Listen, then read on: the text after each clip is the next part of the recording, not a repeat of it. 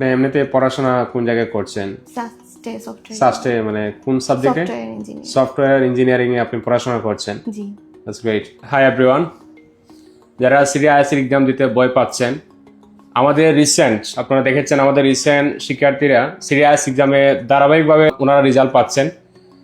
তাহলে আপনারা যারা ভয় পাচ্ছেন, আমার মনে হয় এটা সহজ একটা প্রসেস। তাহলে সিরিয়াস এক্সাম কেমন হয় বা ফিলিংসটা আসলে কেমন, আমাদের সাথে একজন আছেন যিনি আইএস এক্সামে 7.5 পেয়েছেন। ওনার কাছ থেকে আমরা এই সিরিয়াসের বিষয়ে কিছু জানতে পারবো। ম্যাম, তো সিরিয়াসের এক্সাম আপনার এক্সপিরিয়েন্সটা কেমন ছিল? আমার হচ্ছে কম্পিউটারে মানে অকমফোর্টেবল সব সময়ই, কারণ আমি সফটওয়্যার ইঞ্জিনিয়ারিং থেকে গ্র্যাজুয়েশন কমপ্লিট করছি। তো আমি মেইন দেখছি যে হচ্ছে মোটামুটি 1 থেকে 3 দিনের মধ্যে রেজাল্ট দিয়ে দেয়, এটা একটা তাড়াতাড়ি রেজাল্ট পাওয়ার জন্য।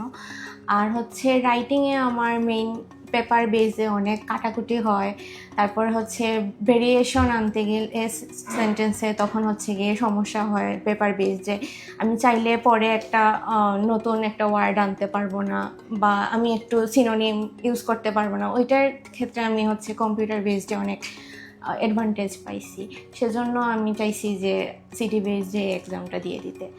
তো টোটাল ওভারঅল যেহেতু আমি হেক্সাসেই পরীক্ষা দিছি সিটি টেস্ট ভেন্যুতে, তো ওভারঅল আর কি আমার সব কমফোর্টেবল জোন ছিল, সব কিছু চেনা জানা, সেজন্য আমার কোনো সমস্যা হেক্সাসে হয়নি। সিটি মক টেস্টে আপনি কত পেতেন? স্কোর কত আসতো আপনার বেসিক্যালি? 6.5 আসতো এরকম। লিসেনিং একটু বেশি আসতো 7.5-এর মতো, কিন্তু ওভারঅল আমার 6.5 আসতো। ওকে, সো দেখা যাচ্ছে আইএস ফাইনাল এক্সামে 7.5। তাহলে যেখানে আপনি মক টেস্ট দিয়েছেন সেখানে আপনি আইএস এর ফাইনাল এক্সাম দিয়েছেন, এক্সপেরিয়েন্সটা কেমন ছিল? মানে কোয়ালিটি বা সবকিছু মিলিয়ে কেমন ছিল? হ্যাঁ, আমার আর মানে মনে হয় নাই যে এটা অন্য একটা জায়গা, মানে একই জায়গায় সবকিছু চেনা জানা, আমার কোনো সমস্যা ভালো হয়নি, কমফোর্টেবল ফিল করছেন? জি। Okay. তো আপনি কি কোর্স করেছিলেন, পেপার বেস নাকি সিরিয়াস এর কোর্স? আমি মেইন মানে কোর্সটা করেছি পেপার বেসডেই, কারণ আমি ভাবছি যেহেতু আমার কম্পিউটারে নতুন করে কমফোর্টেবল হওয়ার কিছু নাই, সেজন্য পেপার বেসডে করি আমি। পেপার বেসের এক্সপেরিয়েন্সটা কেমন ছিল? মানে ক্লাসের আগে পরে সার্ভিস বা সাপোর্ট কতটুকু পেয়েছেন? ইনস্ট্রাক্টর ছিলেন এজাজ স্যার আর আজহারুল স্যার, ওনারা খুবই হেল্পফুল ছিলেন, এবং আমি যখনই ক্লাসের বাইরেও যখন কোনো সমস্যা ফেস করতাম ওনাদেরকে নক করে সবসময় আমি কোঅপারেশন পেয়েছি। এছাড়া হচ্ছে আমি স্পিকিং কেয়ারে ছিলাম, নিয়মিত জয়েন করছি, যদিও মানে ব্যাচ শেষ হওয়ার পরে অত রেগুলার হওয়া হয় নাই, কিন্তু প্রচুর আমি পার্শিয়াল টেস্ট, মক টেস্ট এগুলা রেগুলার দিছি আর কি। আপনি কোর্সের কতদিন পরে এক্সাম দিয়েছেন? কোর্স আমার জুলাইয়ের 28 তারিখ থেকে শুরু করে অক্টোবরে 1-2 তারিখের দিকে শেষ হয়েছে, আর আমি পরীক্ষা দিছি নভেম্বরে 22। তাহলে সময় আপনার হাতে অনেক কম ছিল, মানে প্রায় এক মাস প্লাস 1.5 মাসের মতন আপনার সময় ছিল। জি। তো কোর্সে থাকতে আসলে মানে পড়াশোনার যে একটা স্পিড বা প্রেশার, কি মনে হয় আসলে এটা এক্সামের জন্য যথেষ্ট কিনা? জি জি, আমার মনে হয় যে ওই স্পিড থেকে আপনি একটু সরে গেলেই আপনার স্কোর আরও ডাউন করতে শুরু করে। আমার মনে হয় যে স্পিড থাকতেই পরীক্ষা দিয়ে দেওয়া উচিত। ওকে, সো আপনি কত ঘন্টা পড়াশোনা করতেন? আমি আসলে এই ঘন্টা দেখে পড়াশোনা করতাম না, মানে সকালে উঠে ফ্রেশ হয়ে নাস্তা করে তারপর হচ্ছে শুরু করতাম, আর দুপুরের আগ পর্যন্ত, খাওয়ার আগ পর্যন্ত চলতো, আবার হচ্ছে সন্ধ্যার দিকে আবার ওকে, হেক্সাসে মানে কেমন ছিল, মানে এনভায়রনমেন্ট, একটা পড়াশোনার একটা পরিবেশ আপনাকে ইন্সপায়ার্ড করতে হেল্প করছে কিনা? জি, এখানে তো সবসময় একটা রুলস রেগুলেশনের মধ্যে যেতে হইতো, এবং আমার টার্গেট সবসময় ছিল যে আমি যাতে কখনোই জরিমানা দেওয়া না লাগে, তো সবসময় হোমওয়ার্ক কমপ্লিট করতাম, তারপরে রেগুলার থাকতাম, একটা ক্লাসও মিস দিতাম না, এরকম থাকার চেষ্টা করছি। আপনার সাথে আপনার ফ্রেন্ড সার্কেল যারা ছিল, মানে শুধু আপনি একাই কোর্স করছেন না আপনার ফ্রেন্ডস যারা ছিল? সার্কেল বলতে আগে পরিচিত কাউকে পাইনি, পরে আস্তে আস্তে একজনের সাথে পরিচিত হয়েছি, আমার এই সাস্টের ফিজিক্স ডিপার্টমেন্টেও পড়তো, তো ওর সাথে আর কি পরেও ব্যাচের পরেও হচ্ছে ওর সাথে আমি স্পিকিং প্র্যাকটিস করতাম রেগুলার। ও 6 তারিখ হচ্ছে পেপার বেসে পরীক্ষা দিছে। আপনি এমনিতে পড়াশোনা কোন জায়গায় করছেন? সাস্টে মানে কোন সাবজেক্টে? সফটওয়্যার ইঞ্জিনিয়ারিং এ আপনি পড়াশোনা করছেন। জি। That's great. তাহলে মানে পড়াশোনার পাশাপাশি আপনি আইএলটিএস এর প্রিপারেশন নিয়েছেন, আপনার কাছে আসলে জটিল মনে হয়েছে কিনা? না, আমি পরীক্ষা তো আমি দিয়ে দিছি, গ্রাজুয়েশন শেষ করে ফেলেছি ওকে, already। গ্রাজুয়েশন তারপরে- ওকে, তারপরে হচ্ছে যথেষ্ট আপনার হাতে সময় ছিল। ছিল, হ্যাঁ।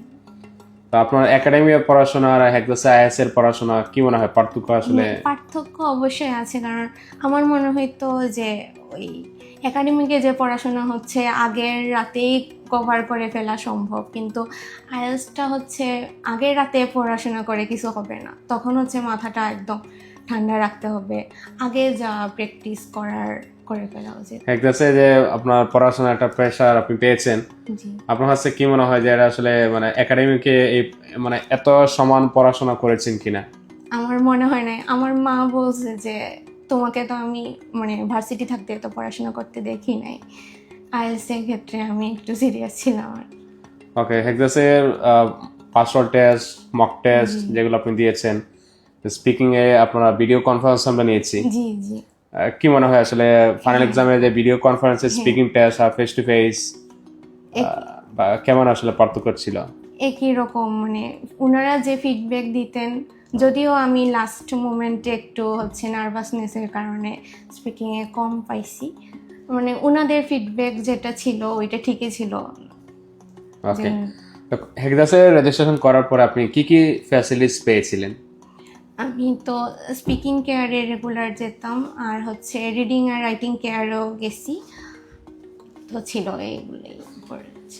হেক্সাস থেকে আপনি যখন রেজিস্ট্রেশন করছেন আপনাকে মানে কি কি অফার দেওয়া হয়েছিল? যেমন 2টা মক টেস্ট ফ্রি দেওয়া হয়েছিল। জি, আর পার্শিয়াল টেস্ট ছিল। আমার এখনো আরো 8টা বাকি রয়েছে। 8টা বাকি আছে। জি। দেন আপনার স্পিকিং সাজেশন বই, রাইটিং হেক্সাস মাস্টার বুক যেটা আছে, ওইটা আমি ইউজ করেছি।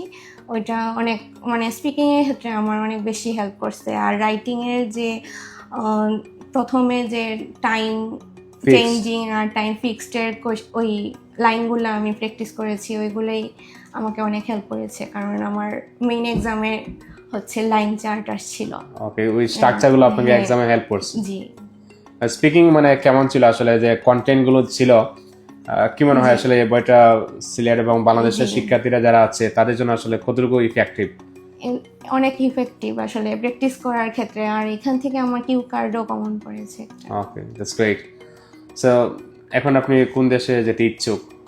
আমি আসলে হচ্ছে স্কলারশিপের জন্য ট্রাই করব, স্কলারশিপ যেখান থেকে। আপনার স্বপ্নের দেশ কোনটা হতে পারে আসলে? অস্ট্রেলিয়া হতে পারে। Australia, that's great. সো এই স্বপ্নের বা এই স্কোরের পেছনে আসলে কাকে আপনি এই অবদান দিতে চান বা বেসিক্যালি ক্রেডিট দিতে চান? প্রথমত আমার বাবা হচ্ছে আমাকে সবসময় ইন্সপায়ার করছে, প্লাস উনি সবসময় আমার পিছে দৌড়াদৌড়ি, কোচিংয়ে নিয়ে আসা।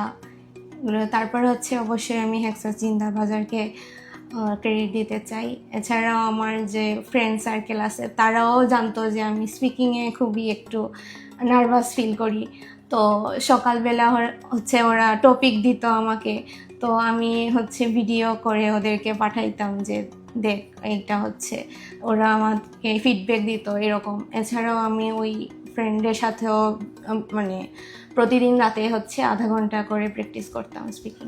আপনি সাস্টে পড়াশোনা করছেন, পাশাপাশি সাস্টে আমরা প্রচুর মানুষ পেয়েছি। রিসেন্ট একজন ম্যাম 7.5 পেয়েছে স্পেশালি আইএলটিএস এক্সামে। তো সাস্ট থেকে প্রচুর মানুষ এখানে আসতেছে। হোয়াট ডু ইউ থিঙ্ক, আপনার কাছে কি মনে হয় আসলে হেক্সাসে বাংলাদেশের বিভিন্ন প্রান্ত থেকে অনেক মানুষ আসতেছে, তো কি মনে হয় হেক্সাস যে একটা যে ফ্যাসিলিটিগুলো আসলে দিচ্ছে এগুলো ভালো স্কোরিং এর জন্য আসলে ওনাদের কতটুকু আসলে হেল্প করবে? আমার মনে হয় যে ক্লাসের পাশাপাশিও তো কোর্স শেষ হয়ে গেলে হচ্ছে সব ধরনের ফিডব্যাক পাওয়া যায়। রাইটিংয়ের ক্ষেত্রেও আমি হেল্প পাইছি অনেক, যে খাতা দেখানো যায় রাইটিং ইভ্যালুয়েশন দিতে। তারপরে হচ্ছে স্পিকিং কেয়ার আছে, সেখানে হচ্ছে যারা স্পিকিংয়ে দুর্বল তারা নিয়মিত ফিডব্যাক পাইতে পারে। বা তাদের একটু ভয়টা একটু দূর হয় আর কি। এছাড়াও রিডিং রাইটিং কেয়ারের ক্লাসগুলা অনেক ইফেক্টিভ স্কোর বাড়ায়। সো আপনার হেক্সাসের নাম আসলে আপনি কোথা থেকে জেনেছেন বা জানতে পেরেছেন? হেক্সা জিন্দাবাজারটা অনেক ফেমাস এমনিতেই সিলেটে, আমি এটা আগে থেকেই জানতাম আর কি। আর এখানে যে কম্পিটিটিভ এনভায়রনমেন্টটা আমার অনেক ভালো লাগতো। তো মনে আপনার হয়েছে যে আপনার ইউনিভার্সিটিতে হেক্সাস নিয়ে কোনো আলোচনা হয় কিনা জি যে না হেক্সাসে করতে পারো? জি।